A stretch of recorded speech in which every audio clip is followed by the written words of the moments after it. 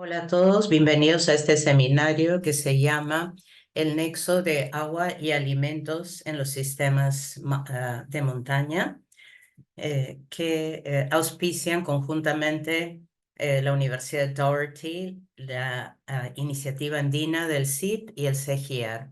Vamos a mirar una serie de temas con respecto a los recursos hidrológicos en agricultura en los Andes y en los Himalayas. Antes de continuar, queremos estar seguros de incluir a todo el mundo, entonces accedan a la traducción de inglés al español si lo necesitan. Pueden acceder a esto haciendo clic en la opción de interpretación en la parte inferior y seleccionando la traducción al español. Muchas gracias a nuestra traductora, Marianelli Cuculiza, por hacer esto posible. Si quieren escuchar en inglés, sigan en este mismo canal de audio porque todos los conferencistas presentarán en inglés. Soy el doctor Randall Ritzema, que soy investigador aquí en el Instituto de Water for Food de Doherty, junto con el doctor Steph Stehan, que es investigador principal de alimentación andina y coordinador de la iniciativa andina del Centro Internacional de la Papa. Estamos muy contentos de tener mucho interés. Más de 290 personas se registraron y tienen también el video. Usen el chat para presentarse con su nombre, posición y organización de su país y contáctenos por el chat para cualquier asunto técnico que tengan. Luego de la presentación de nuestros tres conferencistas, tenemos tiempo para preguntas y respuestas. Entonces, hagan preguntas en preguntas y respuestas que está abajo en la pantalla también. Pueden hacer las preguntas en inglés o español. Vamos a tratar de responder tantas como sea posible en el tiempo que tenemos. Eh, la grabación está tanto en inglés y en español y se va a publicar en nuestro canal y van a recibir el enlace para el correo electrónico cuando esté disponible. Antes de escuchar a nuestros tres conferencistas, quisiera invitar a nuestros directores para que hagan sus comentarios iniciales. Primero que nada, al doctor Oscar Ortiz, director de sistemas basados en cultivos en OneCGR. Doctor Ortiz tiene la palabra. Muchas gracias. Buenos días, buenas tardes, buenas noches. Es un placer participar hoy en este webinario, que es un ejemplo de las interacciones y colaboración entre organizaciones múltiples para ocuparnos de los desafíos que tenemos en relación con el agua. Particularmente cuando hablamos de los sistemas de montañas que no son tan visibles en los debates globales. Entonces, hoy, el webinario de hoy se conecta con sistemas montañosos muy importantes, los Andes y los Himalayas. Vamos a compartir sus experiencias y, por supuesto, sabemos que los desafíos relacionados con el agua vendrán muy pronto y hay modelización múltiple que prevé escasez cada vez más aguda en los años venideros, lo que afecta particularmente a los sistemas montañosos en los Andes de América del Sur, las montañas de África Oriental y, por supuesto, Asia. Lo que tenemos que resolver es el tener una visión de sistema que se conecte del microsistema, los cultivos, la relación entre los cultivos y el agua, hasta los sistemas regionales macro, donde se necesitan muchas políticas y organizaciones para la toma, donde organizaciones también toman decisiones. Tenemos tres grupos que investigan. Uno investiga la transformación de sistemas, que se ocupa de las soluciones a nivel macro, particularmente los aspectos de las políticas y los mercados. ¿Dónde están los desafíos del agua? Incluidos en esos debates. También tenemos el grupo que estudia la innovación genética, donde se desarrollan nuevas variedades de cultivos. Ahí tratamos de mejorar la eficiencia en el uso de agua y la tolerancia a la sequía, que es un rasgo crucial para el futuro. Necesitamos este tipo de cultivos.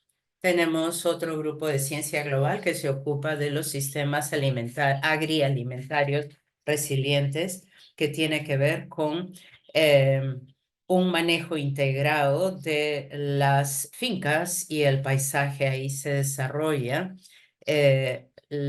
a los propietarios, pequeños propietarios que no tienen muchos recursos para usar mejor el agua. Algunos comentarios para cerrar esto. El agua nos conecta a todos, desde las plantas a los países y las regiones. Los pequeños agricultores producen la mayor parte de alimentos que comemos en los países en desarrollo. Tenemos que apoyar a quienes toman decisiones, no solamente a nivel de fincas, sino también a nivel de políticas, de inversiones, etcétera, para poder apoyar la investigación y el desarrollo. Entonces tenemos que conectar todos los servicios de desarrollo para resolver estos desafíos complejos. Muchas gracias por su atención. Lo mejor para el seminario. Gracias. Gracias, doctor Ortiz, por darnos este telón de fondo tan importante del One CGR con respecto a los recursos hídricos. Ahora vamos a tener al doctor McCorney del Instituto de Agua para la Alimentación de la Universidad Doherty. Muchas gracias. Como todos, estoy muy interesado en este webinario y doy la bienvenida a todos a este webinario sobre la relación de agua y alimentos en los sistemas de montañas. Veo que en el chat todavía sigue entrando gente, incluso de Nepal. Muchas gracias por quedarse levantados hasta tan tarde para participar. Soy Peter McCormick, soy director ejecutivo del Instituto del Agua para la Alimentación en la Universidad de Doherty en Nebraska.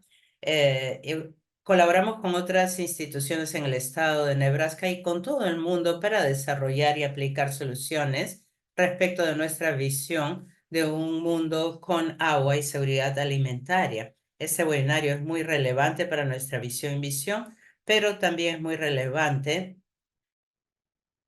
respecto de cómo podemos trabajar con estos desafíos en particular. Y en estos paisajes de montaña, por supuesto, la tasa de cambio tiende a ser más rápida y los desafíos son diferentes. Pero cuando hablamos con nuestros socios en los Himalayas y también en los Andes, reconocemos que hay oportunidades y sinergias en compartir conocimiento y trabajar con herramientas y técnicas que se han desarrollado en otras partes para resolver estos problemas. Entonces, los socios son clave y esto es nuestra visión de ser global y estar comprometidos, pero para lograr impacto. Hay principios importantes asociados con este espacio complejo que tenemos que aplicar y Oscar mencionó una serie de los mismos, pero cada contexto de agua y alimentos es único y para lograr impacto es muy importante que tengamos socios de cada contexto para tratar de resolver los problemas en las situaciones locales. Su participación y la red de socios. Nuevamente veo de la gente en el chat que tenemos gente de grupos muy diversos de socios de todas partes del mundo. Quisiera agradecer al OneCGRR por participar en esto, Oscar. Hemos estado teniendo esta conversación con el CIP y con el UNCGR respecto a ocuparnos de algunos de estos desafíos y también con el Instituto Internacional de Gestión del Agua y otros socios con los que podemos trabajar para tener un impacto en el largo plazo en el que nos estamos centrando. Nosotros no tenemos montañas en Nebraska específicamente, pero nuestros recursos de agua de superficie vienen de ríos y vemos que hay impactos en las cuencas con respecto a los problemas de desglaciación. Trabajamos en los Himalayas, un poco menos en los Andes, pero queremos estar más involucrados en estos importantes paisajes. Te vuelvo a pasar la palabra, Randall. Gracias. Ok, entonces muchas gracias a todos por conectarse. Es un placer para mí presentar al primer conferencista de hoy, Bert de Bievre. Él es el secretario técnico del Fondo de Agua Fornas de Quito y tiene más de 30 años de experiencia trabajando en los Andes tropicales. Ha trabajado en la Universidad de Cuenca en Ecuador y también por más de una década en proyectos en Venezuela, Colombia, Ecuador y Perú, centrados en los ecosistemas andinos, como el sistema de páramo, que nos va a mencionar hoy. Él trabaja en Condesan, en Lima también, y con las autoridades ha trabajado en asuntos hídricos por muchos años, y desde eh, 2015 trabaja en Quito para el sistema de montañas de gran altitud alrededor de Quito. Es científico hídrico e ingeniero de recursos hídricos. Bert, tienes la palabra. Muchas gracias, Seth. Y gracias al Centro Internacional de la Papa y la Universidad Doherty en Nebraska por esta invitación de compartir hoy sobre este tema, el nexo de agua y alimento, y en nuestro caso también podemos hablar del conflicto agua-agricultura en las áreas de gran altura que rodean la ciudad de Quito, y esto es aplicable a la mayor parte de las áreas de gran altitud en Ecuador y en los Andes tropicales en general. Voy a hablar un poquito del ecosistema de páramo, que puede sonar como muy específico para Ecuador y Colombia, donde están la mayor parte de los páramos, pero creo que hay muchas cosas relevantes para todas las áreas de gran altura en el mundo. Para dar un contexto mundial, para presentarles la ubicación. Estamos en Ecuador, la capital de Ecuador es Quito, está en la parte norte central y ahí estamos rodeados de la cordillera occidental y oriental de los Andes, 2.5 millones de habitantes que están entre los 2.700 y 3.400 metros sobre el nivel del mar y que dependen del agua que podemos obtener de alturas aún mayores en áreas alrededor de la ciudad a los lados occidental y oriental. El lado oriental nos separa de la Amazonía. Estas áreas, por supuesto, están cultivadas en gran medida y la frontera agrícola está subiendo cada vez más en las montañas a estos sistemas especiales que son los páramos.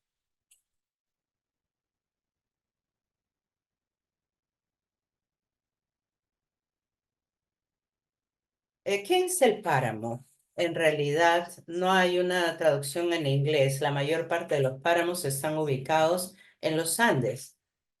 Sin embargo, hay ecosistemas muy similares en grandes alturas, en áreas tropicales en África, en el Kilimanjaro, por ejemplo, y también un poco en Papúa Nueva Guinea, porque un páramo tiene que ser suficientemente alto y tiene que ser tropical, suficientemente cerca del Ecuador. Más allá en los Andes tenemos sistemas similares en Bolivia, en la Puna, pero esos tienen variaciones estacionales. En cambio, en el páramo no hay variaciones estacionales. Sí tenemos eh, variaciones de temperatura muy grandes durante el día, que es una de las características importantes. Y también para el agua, tiene su rol en los recursos hídricos. Son tierras orgánicas profundas, alrededor de Quito por lo menos, porque son completamente volcánicas. Tenemos sistemas volcánicos activos aquí y las tierras que se desarrollan ahí son de varios metros de profundidad y hay turba incluso de miles de metros de profundidad. Está por encima de la línea de los árboles, no es un bosque, está por encima de esa línea.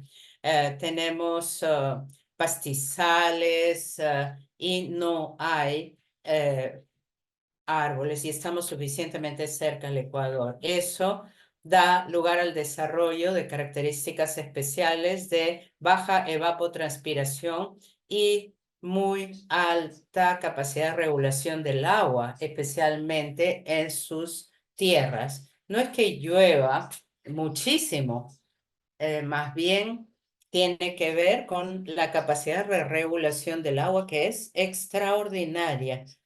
Incluso si estas áreas son en laderas bien empinadas, eh, hay pocas áreas planas y a pesar de eso tenemos una capacidad de regulación del agua muy fuerte en estas tierras empinadas. ¿Cuáles son las amenazas? Nos vamos a enfocar en la agricultura aquí, pero también podemos decir que la urbanización incluso es una amenaza. En este momento, las áreas más altas de la ciudad de Quito están alcanzando el límite de altura de los páramos. Todo, todo el bosque debajo de eso se ha eliminado y la ciudad misma se está expandiendo hacia el páramo y eliminando sus propias fuentes de agua, pero históricamente en todos los lugares donde no hay una urbanización en tal altura, las amenazas más importantes son la agricultura. Es la agricultura, perdón, con distintos tipos de perturbaciones. Las menos graves son agricultura, quema de turbas eh, para obtener un crecimiento de los pastizales. Esto afecta solamente la cubierta vegetal y no realmente entra a la tierra. Entonces el efecto parece menor. Esto es para la cría de ganado, ¿no es cierto? eh, y para la capacidad de regulación del agua, lo peor que sucede es cuando se afecta a la tierra. Tienen una estructura muy frágil, muy porosa en los soles isosoles, ya sean volcánicos o no, aquí alrededor de Quito son volcánicos con una enorme capacidad de retención del agua, de más de 80 al 90% de retención del agua. Y cuando estas tierras las afectan, debido a los cultivos o a la compactación, por supuesto, estas estructuras extremadamente frágiles desaparecen y por tanto su capacidad de regulación del agua desaparece. También en relación con el cambio climático, hablamos mucho en los Andes respecto de los glaciares, del hielo y de la nieve y la regulación del agua en estas áreas, pero la mayor parte de esta regulación ocurre en este tipo de ecosistemas y este tipo de tierras. En el caso de Quito, obtenemos solo 2% de nuestra agua de los glaciares. Esto varía en el sur, en Bolivia y Perú hay áreas con mayor porcentaje, pero en general subestimamos la importancia de la capacidad de regulación de agua por debajo del ecosistema de glaciares y sus tierras. Un poquito de hidrología aquí. ¿Qué pasa cuando cultivamos, cuando destruimos el páramo y sus tierras frágiles? Aquí abajo tenemos la variación en una captación de páramo 1 conservado y uno convertido en agricultura. Y lo primero que vemos es que los flujos con picos en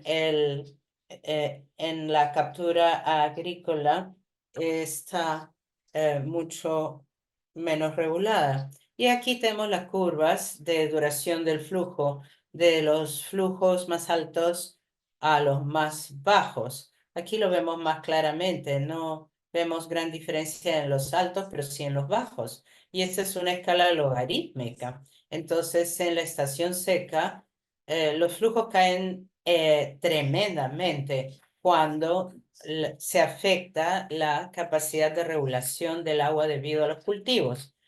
Esto es un estudio de captación de agua en páramo y aquí también para el sur, en un sistema, ecosistema similar de Puna. Las tasas de escorrentía también bajan, no tanto, pero sí bajan cuando se cultiva, sobre todo en la capacidad de regulación del agua más que en el rendimiento. Esto es al este de Quito, el monte Cotopaxi, el volcán activo más alto del mundo, y esta captación de agua provee 25% del agua para la ciudad de Quito y una de las dinámicas más importantes de la agricultura ocurren aquí y están subiendo por la montaña, alcanzan el páramo, no hay bosques, la agricultura no está deforestando, pero sí está entrando al páramo. El, la compañía de aguas, ellos toman su agua de esta zona. Entonces tenemos a la agricultura justo alcanzando. Antes solo teníamos páramo en esa área. Aquí sucede lo mismo en el mapa. Este es un análisis de la ciudad de Quito, aquí, que es larga y estrecha. Es un valle interandino. Y la parte oriental, o sea, la cordillera oriental, nos muestra en las áreas amarillas el avance de la agricultura hasta el páramo. Esto son cambios que ilustramos en la conversión de páramo a agricultura en los últimos 8 años, del 2014 al 2022. Entonces, hay un avance como en canales hacia el área de páramo y este es el conflicto entre la agricultura y el área de captación de agua. ¿Qué podemos hacer al respecto? Quito, como dije en la presentación, es el primer fronte de agua del mundo. Eh, Se monitorea desde hace 20 años y cuáles son nuestras estrategias. Tenemos nuestros propios recursos de agua en ciertas áreas cruciales, pero la herramienta principal es el establecimiento de acuerdos de conservaciones con sector privado y también pequeños agricultores, como por ejemplo las tierras de las comunidades indígenas, y también tenemos privados grandes y pequeños en las áreas alrededor de Quito. Con todos ellos, tratamos de establecer acuerdos y buscamos situaciones en que todos ganen, que gane la fuente de agua y que gane el propietario, restringiendo algunas actividades que afectan más la función de regulación del agua. Por ejemplo, la eliminación de ganado en las áreas más altas, ¿no? Concentrar el ganado en áreas más bajas, donde se manejan mejor y son menos nocivos para las fuentes de agua. Y también conversión a otras actividades. Por ejemplo, el potencial turístico. Tenemos varios casos donde ha habido conversión de ganadería o de agricultura de gran escala hacia el ecoturismo, donde la agricultura es necesaria para los medios de vida, que es el caso en muchos lugares, tratamos de apoyar un cultivo con menos químicos, menos fertilizantes, etcétera, y también restringido a ciertas zonas en el paisaje, por ejemplo, lejos de los arroyos, para minimizar el impacto en las fuentes hídricas, donde hemos tenido la oportunidad y con el acuerdo del propietario restauramos páramos que han tenido sobrepastoreo con restauración activa o pasiva, simplemente eliminando todos los elementos que perturban. Y tenemos socios en la población urbana y rural y hacemos concientización sobre la importancia de la provisión de agua del ecosistema y les damos información social y ambiental que es relevante para la toma de decisiones de todas las entidades en la esfera de la gestión integrada de recursos hídricos. Un último mensaje que es muy importante para la sociedad altoandina, tanto urbana como rural. Tenemos que encontrar equilibrio en estos nexos y en este conflicto. Es absolutamente esencial para la calidad de vida si seguimos destruyendo las fuentes hídricas, tendremos afectación tanto en la ciudad como en la agricultura. Regular es sumamente importante y los daños no son reversibles. Entonces, esto tiene que estar en nuestra agenda. Muchas gracias por su atención y les deseo éxito a los otros oradores. Estoy aquí para sus preguntas. Muchas gracias, Bert, por esta presentación tan iluminadora. Por favor, sigan poniendo sus preguntas en preguntas y respuestas y no en el chat, por favor.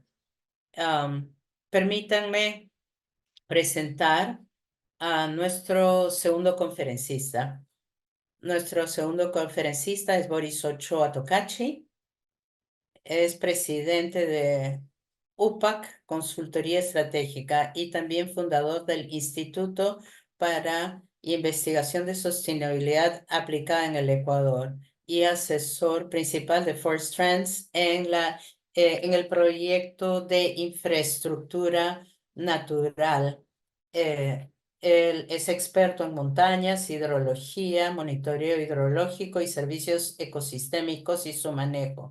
Tiene un doctorado en hidrología, una maestría en hidrología en la gestión de recursos de agua del Colegio Imperial de Londres, en Reino Unido, de la Universidad Imperial de eh, Londres, en el Reino Unido. Por favor, Boris tiene la palabra. Muchas gracias, Steph. Y gracias a los organizadores por este webinario. Yo también quisiera agradecer a Bert porque él ayudó muchísimo con el contenido que voy a mostrarles. Yo creo que hemos tenido una introducción buenísima sobre los ecosistemas de páramo, porque este es uno de los ecosistemas más importantes en los Andes. Yo quiero expandir un poco más la visión de los Andes en general y hablar de la seguridad hídrica.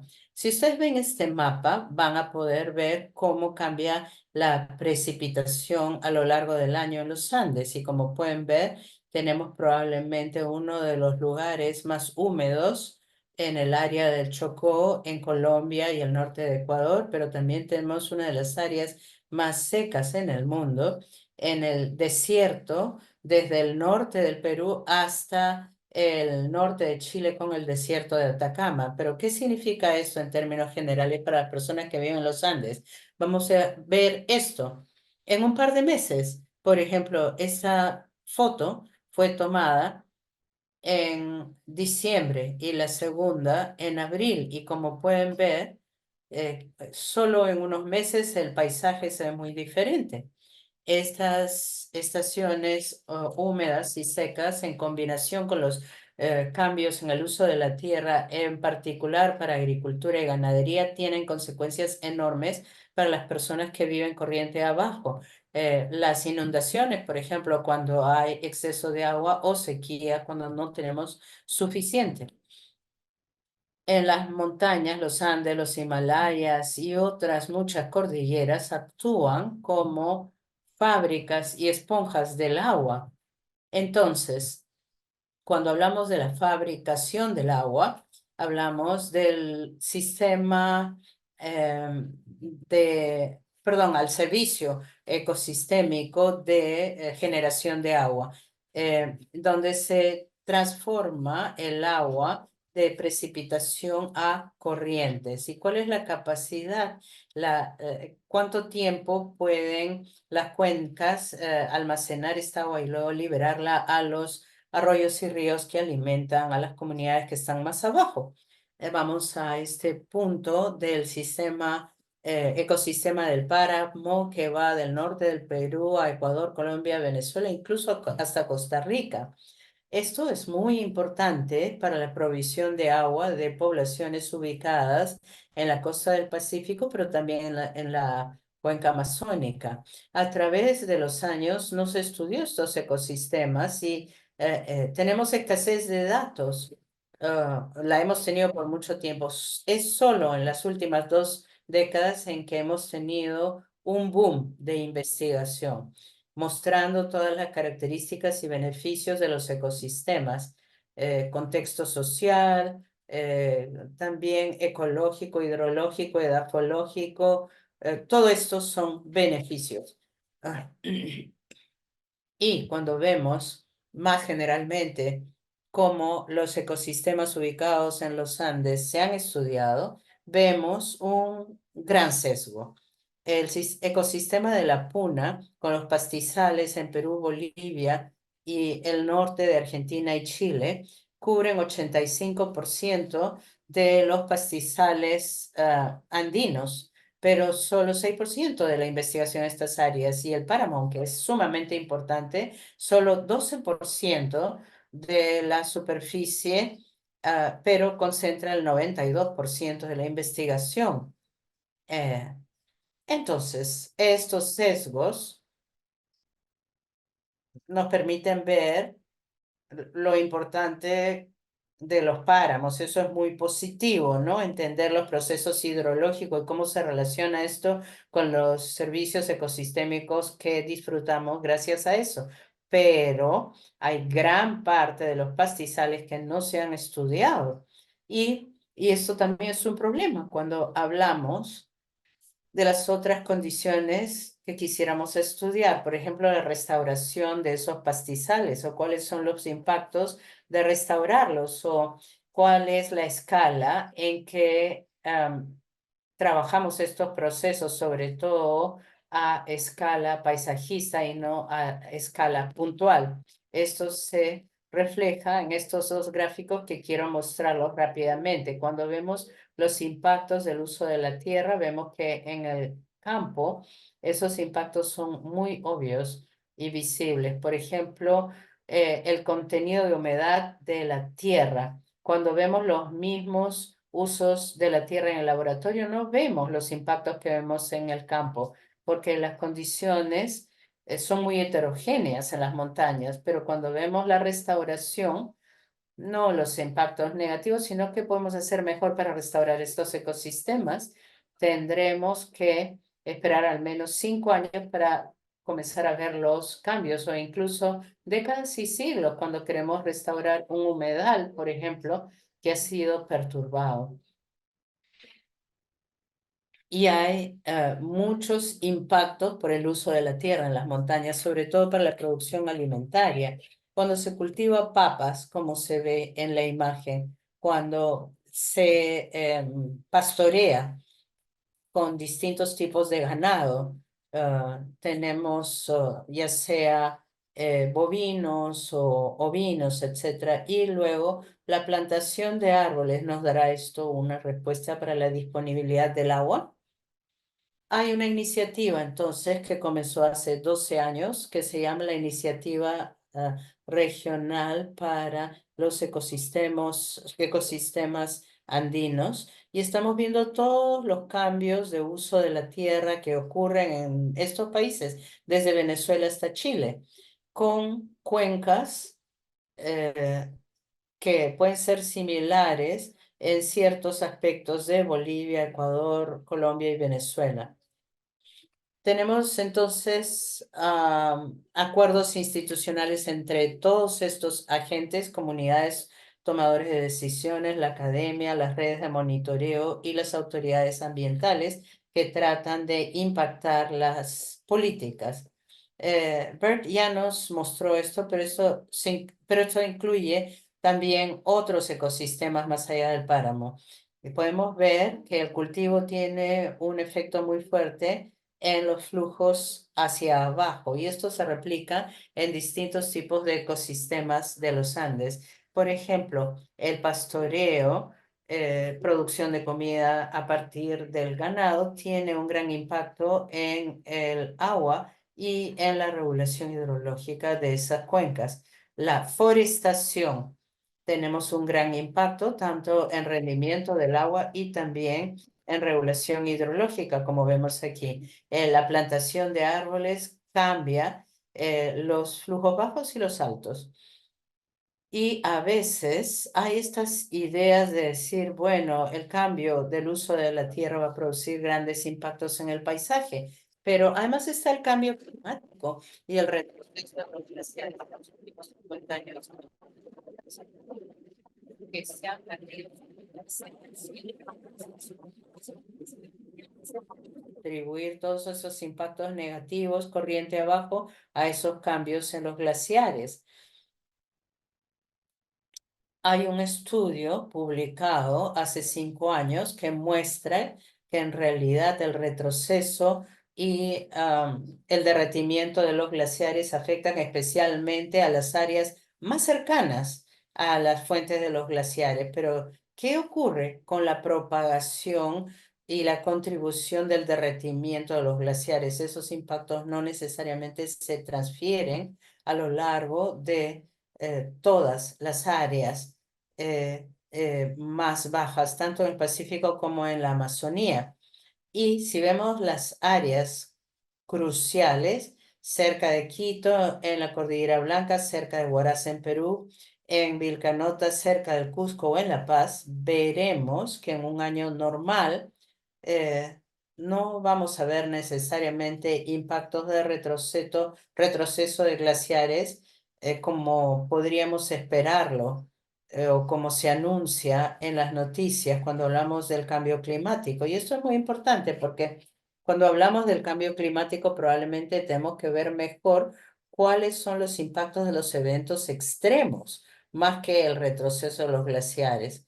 También se estima que el Perú ha perdido 10.000 millones de dólares en los últimos 3 eventos del Niño. Y esto es algo que tenemos que ver más que otros efectos como cuál es la contribución de glaciares. Y hay muchos riesgos hidrológicos asociados a este tipo de eventos extremos. Vamos de distintos tipos de erosión del agua, la ocurrencia de aludes y la deposición de sedimentos e inundación. Y lo que queremos promover para controlar esos riesgos hidrológicos son distintas intervenciones que pueden afectar distintas partes del ciclo hidrológico. Podemos tener soluciones basadas en la naturaleza como las zanjas de infiltración, forestación, reforestación, cosecha de agua, conservación de ecosistemas, restauración de esos ecosistemas afectados, también andenes. La idea es transformar una cuenca, por ejemplo, que está mal manejada, con deforestación, sin protección de laderas, etcétera, a una cuenca que podría estar bien manejada, introduciendo todas estas infraestructuras naturales.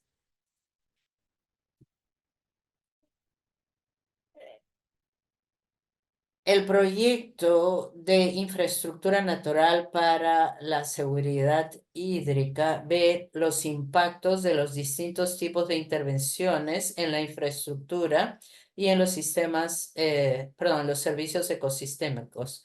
La cosecha de agua en los Andes. A veces pensamos que la siembra y cosecha son de alimentos, pero hay también siembra y cosecha de agua. Hay muchas comunidades en el Perú que viven en los Andes que practican esta actividad que se llaman las amunas, que viene de la palabra quechua retener, o mamanteo, que viene del español de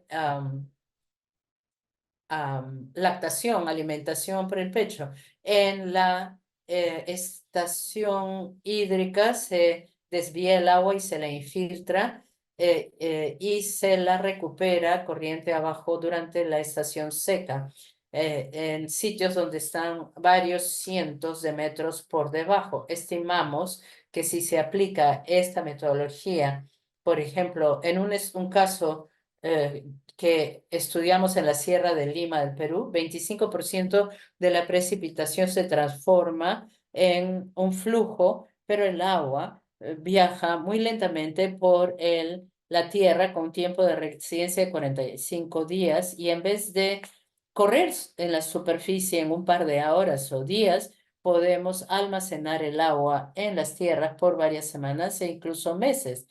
Si se recupera así, el agua en un 50 al 70% y se puede recuperar aguas abajo en acuíferos regionales ubicados en otras áreas.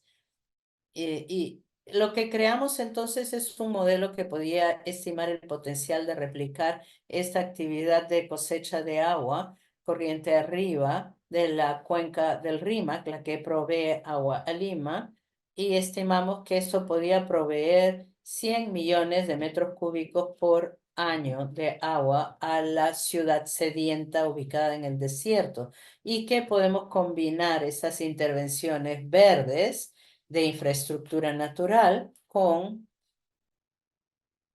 enfoques más convencionales o grises, como se les llama. Por ejemplo, la transferencia de reservorios provenientes del Amazonas, etcétera, de la Amazonía, etcétera.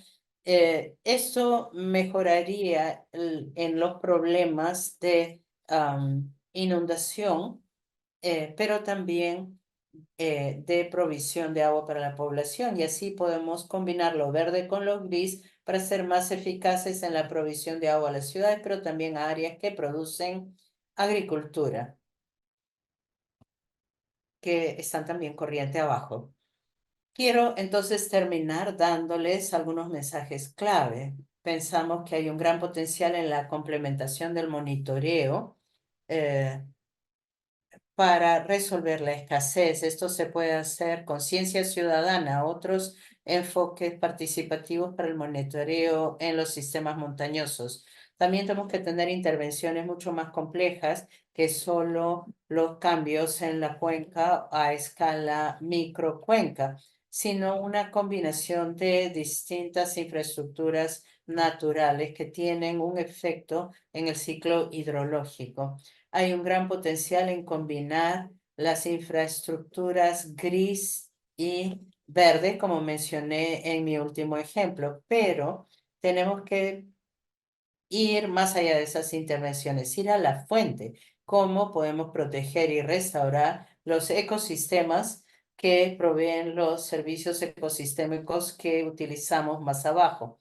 Aunque podemos ver todas estas intervenciones diferentes, creo que es más importante proteger, conservar y restaurar los ecosistemas que son las fuentes de agua para la gente que vive en las montañas. Y también tenemos que terminar, Boris.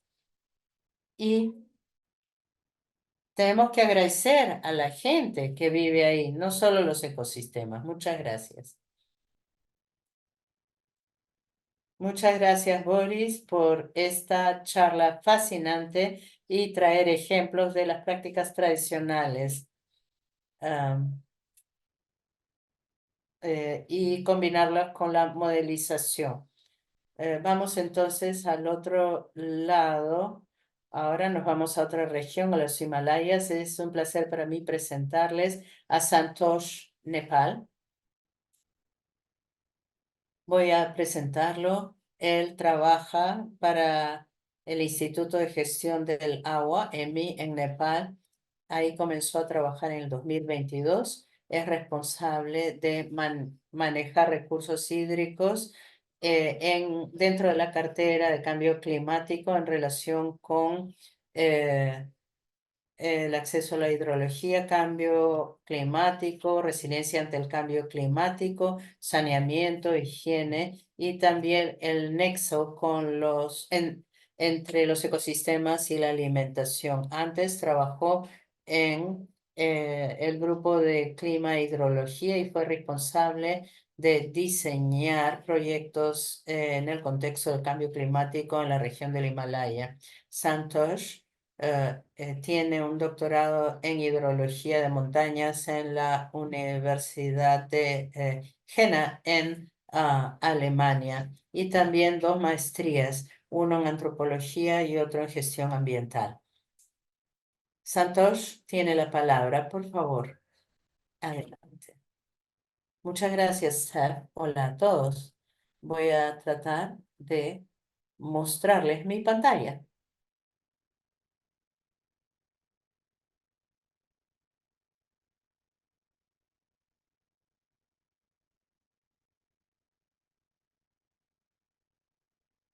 Por favor, confirmen si pueden ver mi pantalla bien.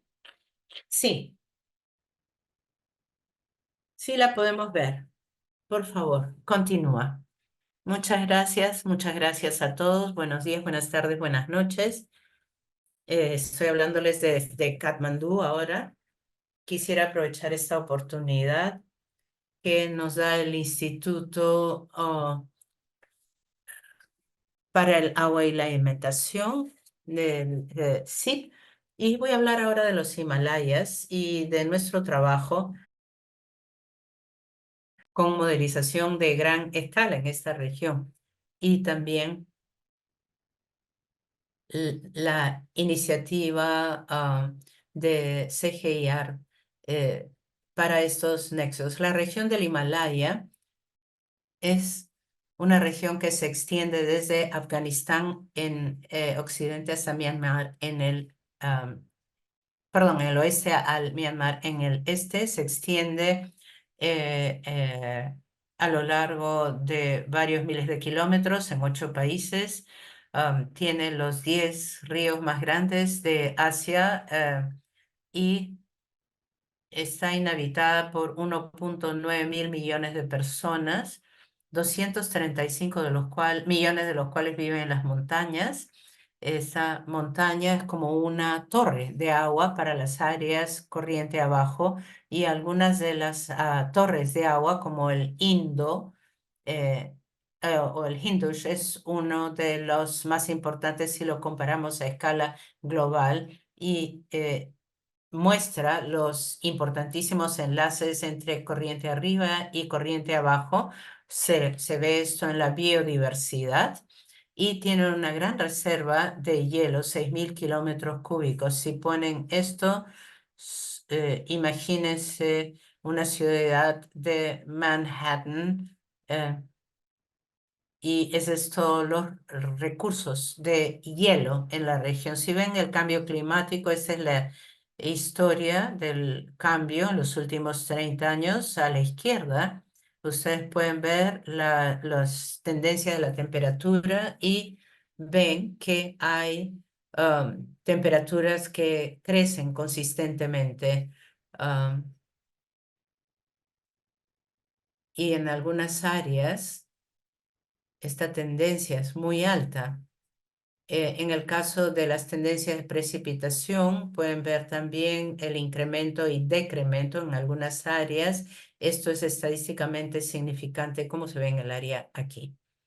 Pero lo más importante, el cambio climático futuro se proyecta entre 2,5 a 5,5 grados Celsius al final del siglo con distintos escenarios de cambio climático. Incluso en un mundo de 1,5, la región de los Himalayas estaría a 2,1, más o menos 0,1 grados Celsius.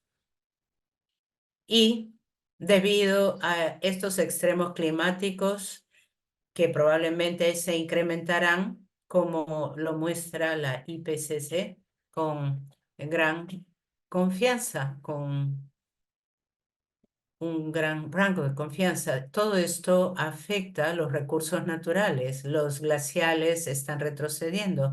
En Nepal, en las últimas 3 décadas, 45% han desaparecido. En términos de cambio climático, a 1,5, incluso a ese nivel, 1/3 del hielo de glaciares se perderá en los Himalayas y con escenarios más fuertes perderemos aún más. Si seguimos con el escenario habitual, prácticamente casi todos los glaciares habrán desaparecido. Esto es consistente con la cubierta de nieve en todos los escenarios. Todas las proyecciones indican que eh, esto ocurrirá y esto va a afectar el agua, tanto en demasiada agua como muy poca agua. Y yo creo que también se mencionó antes que el agua es el conector del sistema, ecosistema, alimento, energía, actividades económicas. Y aquí pueden ver eh, el acceso y la estabilidad que son clave para distintos sectores, como por ejemplo la higiene, el uso de agua potable, preparación de alimentos, procesamiento de los mismos, producción, energía y otros usos. Y todas estas combinaciones son importantes para un desarrollo económico próspero. Entonces vemos una interfaz muy fuerte entre la seguridad de acceso al agua y la seguridad alimentaria. ¿Cuál es la importancia del agua de deshielo en el sur de Asia? Hay una gran contribución. Más del 80% del agua de, que se derrite contribuye a la red de ríos en la parte superior de las cuencas, y en el Indo, más del 60% del total de irrigación durante la estación de primavera, que se origina del agua de deshielo y contribuye además 11% a la producción total de cultivos. Todo esto proviene directamente del agua de derretimiento de las montañas en esta zona. Es muy significante para las áreas corriente abajo, tal como se ha publicado en Nature hace un par de años. Nuevamente, si vemos la contribución del agua de deshielo en algunas cultivos como caña de azúcar y algodón, vemos grandes contribuciones, 50 al 60%, y en otros cultivos la contribución del agua de deshielo también es muy importante, como pueden verlo aquí.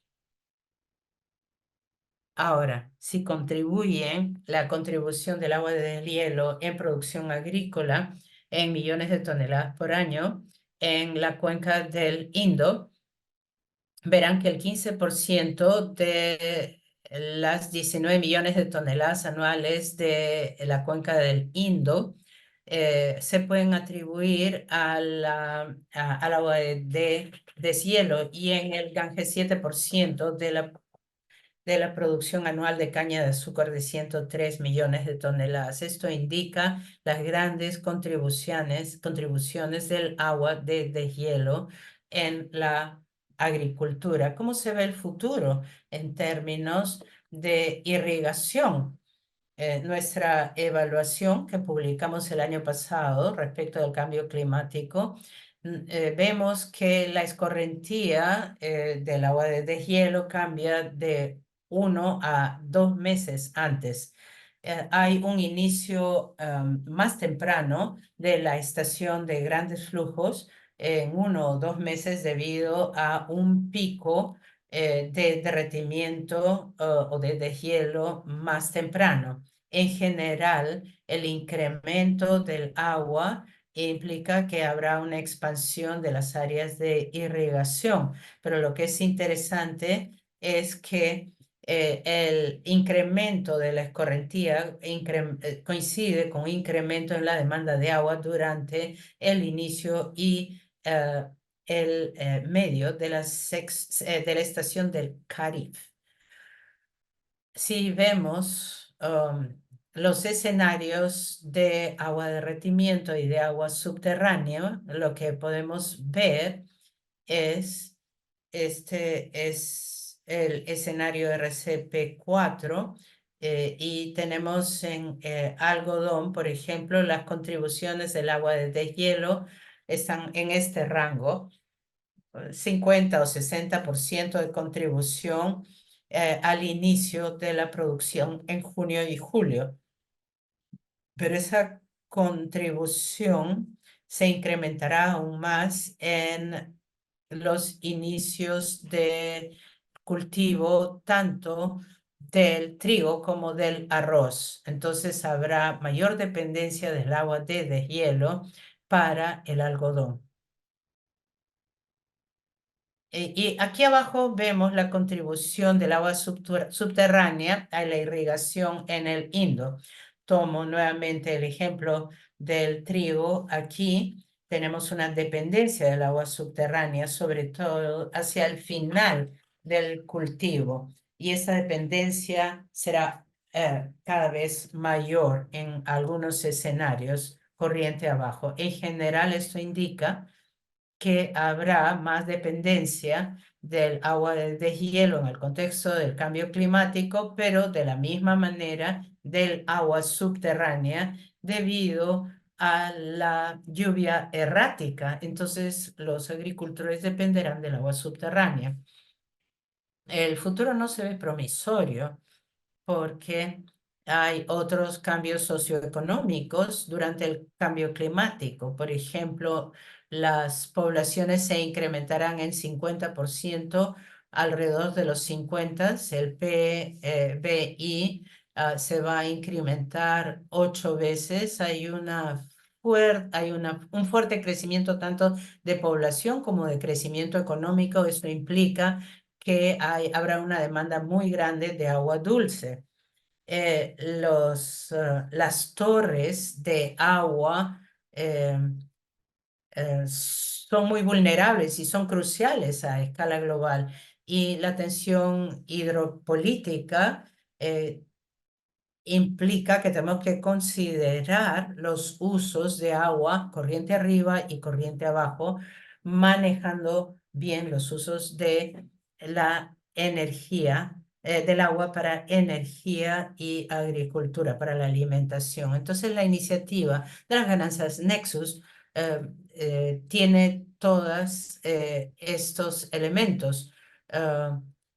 Hay una serie de cordilleras implicadas en todas estas áreas que se muestran en la diapositiva.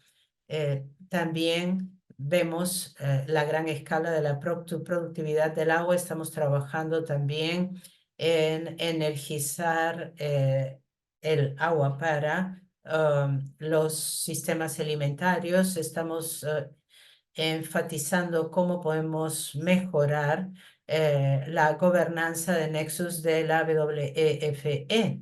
Y ahora que tenemos una actividad de desarrollo de capacidades en distintos sectores, trabajamos con un enfoque de cuenca, cuantificando y dando cuenta de los recursos, las interdependencias de corriente arriba y corriente abajo y las negociaciones entre ambas.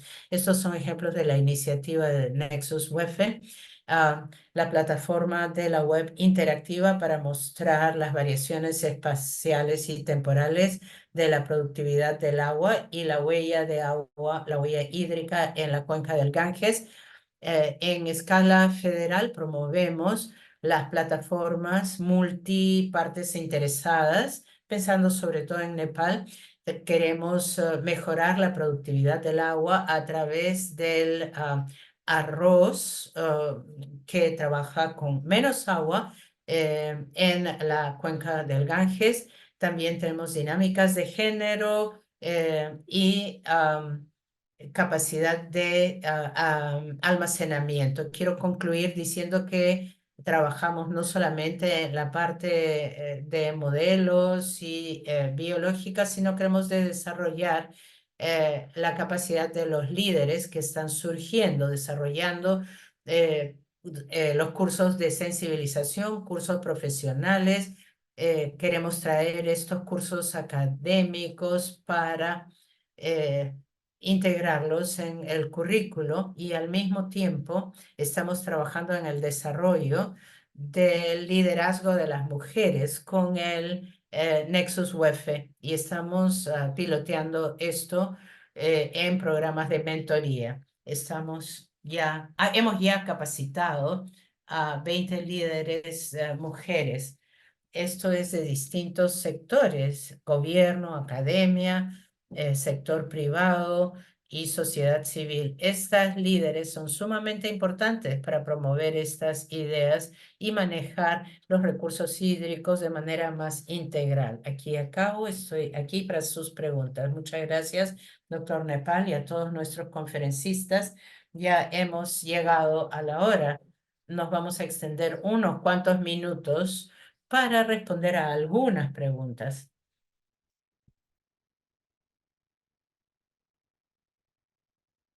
Una pregunta, si pueden, por favor, responder muy brevemente. Doctor De Biedma mencionó la agricultura, el agua y los problemas de organización. ¿Cuáles son los, las ventajas de la conservación? Muchas gracias por esa pregunta. Eh, lo de que todos ganes se refiere a que gane la capacidad de regulación, por un lado, es decir, ganar en recursos hídricos, también ganar para los propietarios de la tierra comunal y su actividad económica. Esto puede ser muy variable, puede ser agricultura, ganadería, turismo y pueden ser conversiones entre ellos. La ganancia puede estar en la conversión también. Este es un proceso largo de negociación. Podemos ser flexibles e identificar los líderes, los aspectos socioeconómicos, culturales u otros para obtener un acuerdo sostenible, que no es una figura legal eh, stricto sensu, sino que la gente sienta que está ganando desde su propio punto de vista. Tenemos varios miles de acuerdos de conservación. A veces toma algunas semanas de negociación lograr uno y a veces toma varios años y son muy difíciles y a veces no funciona. Pero yo diría que es una herramienta bastante exitosa en la obtención de una mejor situación para todos. Muchas gracias, doctor Ochoa Tocachi. Usted mencionó la necesidad de estudiar el impacto de los pastizales y mejorar nuestro conocimiento y los impactos de la cosecha de agua, de las cochas y otros. ¿Puede responder a esto, por favor? Creo que tenemos que invertir verdaderamente en general en más investigación y generación de datos para todos esos tipos de intervenciones. Y cuando digo esto, no me refiero solo a los sistemas biofísicos. Hubo una pregunta sobre cómo podemos también explorar todo el contexto social que viene con estas intervenciones, porque a veces extrapolamos soluciones o replicamos distintos tipos de infraestructura para resolver los problemas, pero tenemos que pensar de manera más integral sobre cómo las estructuras sociales asociadas con las soluciones de la naturaleza son necesarias para su éxito. Necesitamos más investigación, se ha hecho mucho, no estamos inventando la rueda, reinventando la rueda, y tenemos que usar el conocimiento científico y el tradicional para encontrar mejores soluciones. Doctor Nepal, el agua es importante para los agricultores corriente abajo y si se reduce el agua, ¿cuáles son las opciones disponibles para almacenar agua en los Himalayas? Es una pregunta muy importante. Las opciones de almacenamiento de agua, especialmente en las montañas. Tenemos que ver estas opciones no solamente como infraestructura gris, sino también la basada en ecología. Y hemos visto estos problemas a distintas escalas. Si lo vemos, tenemos opciones pequeñas de almacenamiento de agua. Por ejemplo, la de la cosecha de agua o también las pequeñas lagunas en los Himalayas. eh, Tenemos que también usar los manantiales, que son muy importantes tanto al este como al oeste de los Himalayas y que da opciones más confiables. Y también la pregunta de los distintos tipos de riesgo geológico. Tenemos que tomar decisiones buenas para nuestros medios de vida. Es igualmente importante considerar el riesgo geológico en relación con el cambio climático debido a los eventos graves que ocurren a lo largo de toda la región. Y estamos en áreas muy, digamos, tendientes a desastres y eso también lo tenemos que tomar en cuenta. Una pregunta para todos, si pueden decir unas cuantas cosas. El webinar es sobre el nexo entre agua y alimentación. ¿Cuál será el impacto en la producción de alimentos en los Andes y los Himalayas cuando cambie la hidrología? Creo que ustedes ya han hablado de esto, pero si quieren añadan algo más. Yo puedo decir algo rápidamente. Lo que ocurre en el Himalaya es que hay cada vez menos nevadas y los agricultores dependen de las nevadas para almacenar el agua y ahora ven menos en el invierno y esto los impacta muy severamente a los de alta montaña. Eso es muy serio. No conozco las soluciones, pero eso está impactando mucho a los agricultores en las zonas altas. Yo puedo complementar muy rápido. Yo creo que podemos hacer mucho más con menos tierra o con la tierra actual. Como dije en mi charla, estamos muy preocupados en la expansión a las alturas y pienso que eso no es necesario para la producción de alimentos. Podemos hacer tener mejores prácticas en las tierras para no tener la necesidad de expandirnos a las alturas. Para añadir a ese punto, creo que tenemos que tener mucho cuidado sobre qué pueden soportar los ecosistemas, porque cuando pensamos en prácticas agrícolas o el pastoreo para producir alimentos, a veces